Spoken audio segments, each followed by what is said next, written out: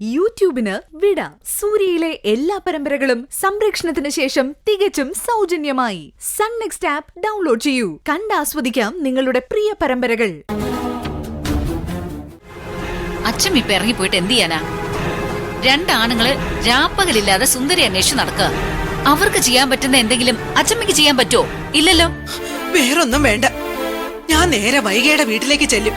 എന്നിട്ട് പറയും, കൊച്ചിനെ എടുത്തോണ്ട് മര്യാദയ്ക്ക് നീ നിന്റെ കെട്ടിയോനെ വിളിച്ച് അവന്റെ അടുത്തേക്ക് പോവാൻ. അവന്റെന്ന് എന്റെ മോളെ രക്ഷിച്ചു തരാൻ പറയും. ഒരു ഉറപ്പുമില്ലാത്ത കാര്യങ്ങൾ ഇങ്ങനെ വിളിച്ചു പറയില്ലേ അച്ഛമ്മ? സുന്ദരി കാർത്തികിന്റെ കയ്യിലുണ്ടെന്ന് ഒരു സംശയം മാത്രമല്ലേ ഉള്ളൂ നമുക്ക്.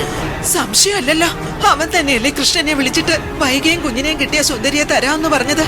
ഉള്ളത് പറയാലോ. അതിലൊന്നും എനിക്കിപ്പോ ഒരു വിശ്വാസം ഇല്ല. അവൻ വായി തോന്നിയത് വിളിച്ചു പറയുന്നതായിരിക്കും. അതല്ലാതെ എനിക്കിനി എന്ത് ചെയ്യാൻ പറ്റും?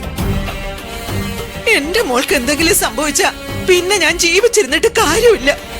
അച്ഛമ്മ സങ്കടപ്പെടാതിരിക്കെ. ഒരു പോറല് പോലും ഏൽക്കാതെ സുന്ദര ചേച്ചി നമ്മളെ തിരിച്ചു കൊണ്ടുവരും. എങ്ങനെ തിരിച്ചു കൊണ്ടുവരുമെന്നാ? അതൊന്ന് പറഞ്ഞതാ എനിക്ക്. അച്ഛമ്മ, എടുത്തു ചാടി എന്തെങ്കിലും ചെയ്ത് കൂടുതൽ പ്രശ്നങ്ങൾ ഉണ്ടാക്കേണ്ട വിഷയമല്ലിത്. ഇപ്പോ സുന്ദരി കാർത്തിക്കിന്റെ കയ്യിലുണ്ടെന്ന് തന്നെ കരുതിക്കും. നമ്മൾ അവനെതിരെ തിരിയുന്നു തോന്നിയ സുന്ദരിക്ക് ഒരു ആപത്ത് വരുത്തി വയ്ക്കാനും അവൻ മടിക്കില്ല. അതുകൊണ്ടാ ആലോചിക്കാതെ ഒന്നും ചെയ്യരുതെന്ന് ഞാൻ പറയുന്നേ. മല്ലികാമ്മ വിളിച്ചപ്പോ പോലും സുന്ദരിയെ കാണാനില്ലെന്ന വിവരം ഞാൻ പറയുന്നത് അതുകൊണ്ടാ. അപ്പൊ അവളോട് നീ പറഞ്ഞില്ലേ? ഇല്ല. അറിയാലോ മല്ലികാമ്മയുടെ സ്വഭാവം. അതറിഞ്ഞാ പിന്നെ ഇവിടെ കിടന്ന് ചാടി പൊടിക്കും. അത് ശരിയാ. വെറുതെ ബഹളം വച്ചിട്ട് കാര്യമില്ലല്ലോ. മല്ലിക ഇതുവരെ കാര്യങ്ങളൊന്നും അറിഞ്ഞില്ല എന്നുള്ളത് നല്ല കാര്യം തന്നെയാണ്. പക്ഷേ ഇനിയും മല്ലിക സുന്ദരിയെ കാണാതായെന്ന വിവരം അറിയാതെ നോക്കുക എന്നുള്ളത് നമ്മുടെ എല്ലാവരുടെ ഉത്തരവാദിത്വമാണ്. എന്താടാ മോനെ നീ പറയുന്നേ?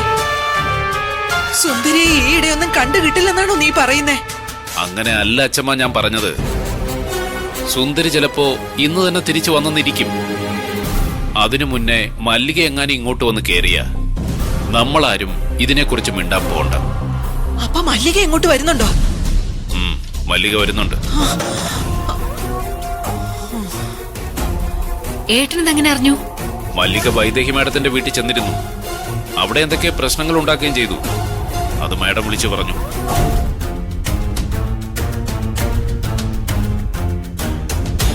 ഇവിടെ വന്ന സ്ഥിതിക്ക് എന്തായാലും ഇങ്ങോട്ട് വരാതിരിക്കില്ലല്ലോ. വരുമ്പോഴുള്ള കാര്യമാ അച്ഛൻ പറഞ്ഞത്. മല്ലിക ഇവിടെ വന്നാ സുന്ദരി എവിടെ പോയിന്ന് തിരക്കൂല്ലേ? അപ്പൊ നമ്മൾ എന്ത് ചെയ്യും? വൈകുന്നേരം വരെയുള്ള കാര്യമല്ലേ ഉള്ളൂ. അതിനുള്ളിൽ സുന്ദരി എത്തിക്കാൻ നമുക്ക്. അതിനുള്ള വഴി ഞാൻ നോക്കുന്നുണ്ട്. അയ്യോ, അത്രയും നേരം മല്ലികയോട് സത്യം പറയാതിരിക്കണോന്നാണോ? അതല്ലേ അച്ഛൻ പറഞ്ഞത്. മല്ലികാമ്മ ഇവിടെ കിടന്ന് കരച്ചിലും വിളിയോ ആയ പിന്നെ ഒരു കാര്യം നടക്കില്ല. തൽക്കാലം അച്ഛമ്മ ഒന്നും അറിഞ്ഞതായിട്ട് ഭാവിക്കണ്ട.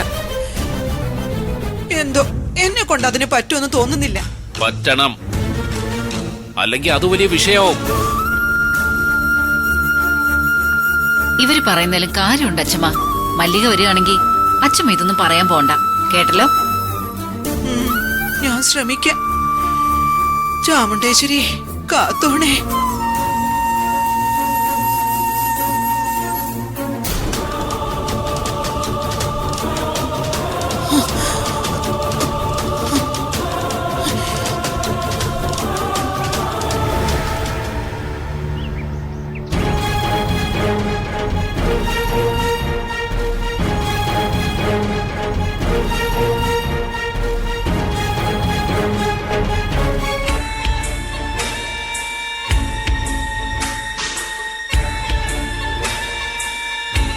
മോളെവിടെ?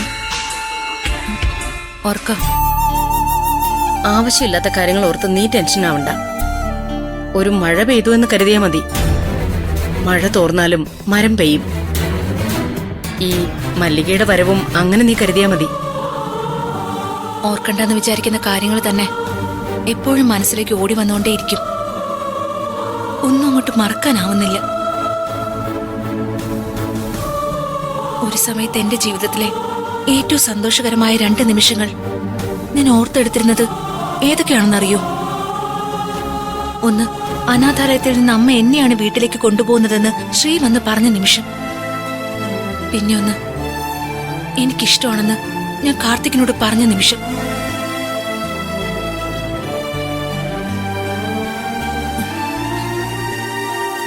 ഇന്ന് വീണ്ടും ഓർക്കുമ്പോ അതിൽ രണ്ടാമത്തേതാണ് എന്റെ ജീവിതത്തിലെ ഏറ്റവും ശാപം കിട്ടിയ സമയമെന്ന് ആലോചിച്ചു പോവാ.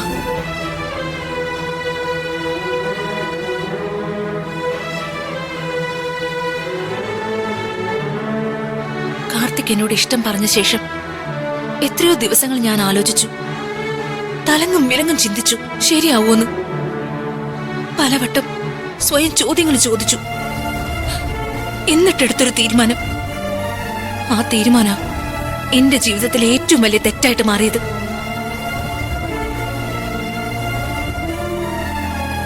ജീവിതത്തിൽ നമുക്ക് പറ്റിയ തെറ്റുകൾ എന്താന്ന് മനസ്സിലാക്കുന്നത് നല്ലത് തന്നെയാ. അത് തെറ്റുകൾ ആവർത്തിക്കാതിരിക്കാൻ ഉപകാരപ്പെടും. പക്ഷേ ഏത് സമയവും ആ തെറ്റിനെ ഓർത്ത് പശ്ചാത്തപിക്കുന്നത് മറ്റൊരു തെറ്റ് ചെയ്യാനുള്ള കാരണമാവുകയുള്ളൂ.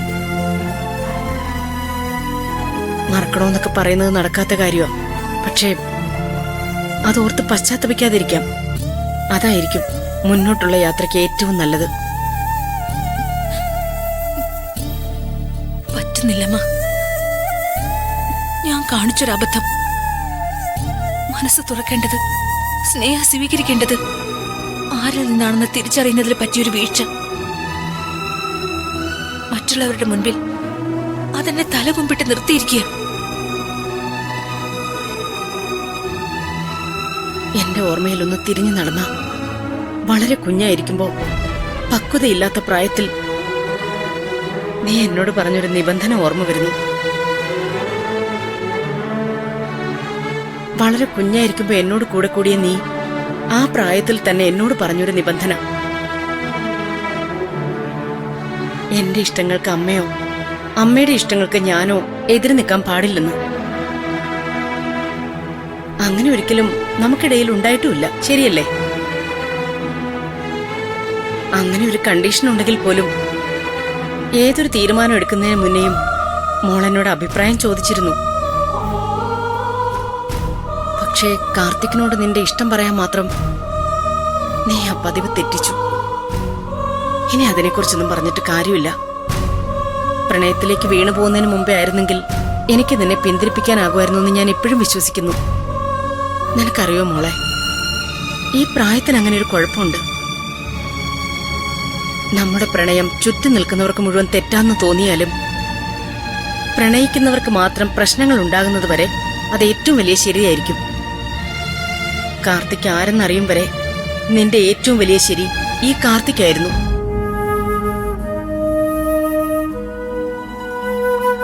ഞാൻ പറഞ്ഞില്ലേ മോളെ, പഴയതിനെ കുറിച്ച് ഓർത്തു പശ്ചാത്തപിച്ച് കാലം കഴിക്കാനുള്ളതല്ല ജീവിതം. ജീവിതം തിരുത്തലുകളുടേതാ. തെറ്റുകളെ തിരുത്തി ശരികളെ മനസ്സിലാക്കി മുന്നോട്ട് പോകേണ്ടതാ ജീവിതം. ജീവിതം നമുക്ക് വേണ്ടി മാത്രമുള്ളതാണെന്ന് വിശ്വസിക്കാത്ത ഒരാളാ ഞാൻ.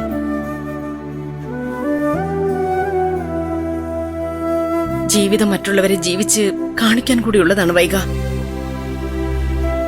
ജീവിച്ച് കാണിക്കണം, ധൈര്യമായിരിക്കണം, പതറിപ്പോവരുത്.